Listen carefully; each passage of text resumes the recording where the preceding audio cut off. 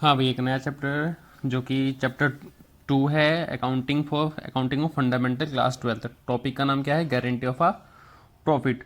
तो इसमें जो है कैसे कैसे होगा, मान लीजिए कि 3 पार्टनर है। मान लीजिए मैंने क्वेश्चन डिजाइन किया, ए बी सी एक 3 पार्टनर है और रेशियो कितना दिया हुआ है? 4:2, इनका रेशियो गिवन है।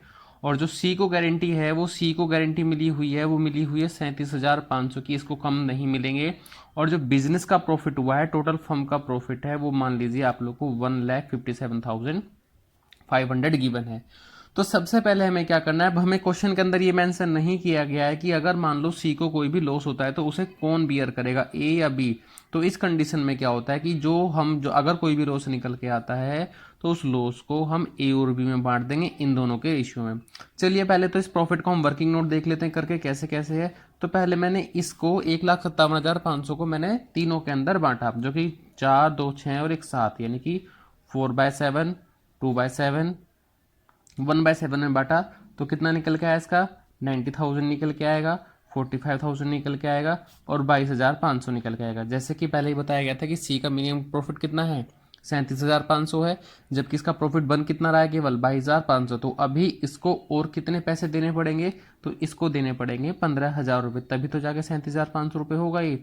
और ये जो 15,000 रुपये है, ये इन दोनों के लिए लॉस हो गया। तो इस 15,000 को हम क्या करेंगे, हम 2 बाई, यानी कि 4 और 2 है ना, तो इसको मैं 2/1 भी लिख सकता हूँ। तो 2/3, 1/3 के अंदर क्या कर दूंगा मैं? डिस्ट्रीब्यूट कर दूंगा, जो कि अमाउंट निकल के आएगी इनकी 10,000 और इसकी निकल के आएगी 5,000। तो इन दोनों अमाउंट को इन दोनों में से क्या कर दूंगा, अब मैं माइनस कर दूंगा, क्योंकि इनको ये पैसा अब नहीं मिलेगा। तो इनको कैलकुलेट करने के बाद कितना निकल के आएगा? 80,000 इसका निकल के आया और 40,000 आप लोग का इसका निकल के आया। तो ये हो गई हमारी सारी की सारी कैलकुलेशन। अब इसके बाद बनाना है हमें profit and loss appropriation account. तो profit and loss appropriation account हम लोगों ने प्रिपेयर किया, तो कुछ इस तरीके से बनेगी। सबसे पहले हम यहाँ पे क्या लिखते हैं? पर्टिकुलर, अमाउंट का साइन, पर्टिकुलर और अमाउंट का साइन। सबसे पहले यहाँ पे क्या आता है? Profit and loss appropriation account, यानी कि appropriation he profit and loss account आएगा, जो कि इस अमाउंट के साथ आएगा। कितनी अमाउंट है हमारी प्रॉफिट की? टोटल 1,57,500 रुपये की हमने लिख ली।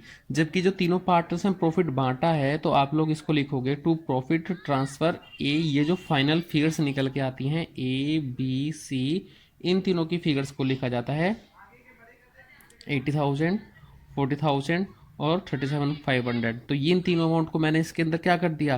बांट दिया। तो कुछ इस तरीके से एंट्रियां बनती है। अब तो उसी चीज़ की जनरल एंट्री को आगे थोड़ा फोकस करने के लिए देखते हैं कि क्या क्या होता है।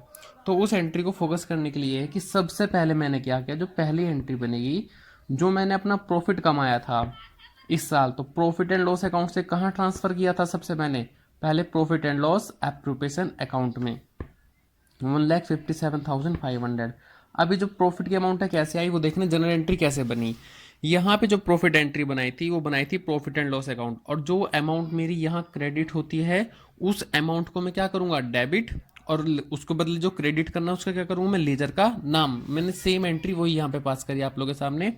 तो प्रॉफिट एंड लॉस अकाउंट जो क्रेडिट साइड लिखा था उसमें लेजर के अंदर उसको मैंने डेबिट किया और टू लेजर का नाम लिख दिया। ठीक है। फिर मैंने क्या करा, अपने प्रॉफिट को तीनों के अंदर बांट दिया। तो ये जो अमाउंट थी इसको मैं क्या कर दूंगा यहाँ पे? Profit and loss appropriation account debit to 1,57,000 to A's capital, to B's capital और टू सीज कैपिटल, जो उनके पार्टनर्स के नेम थे। मैंने उन तीनों में वो अमाउंट बांटी जो एक्चुअल में बटनी चाहिए थी,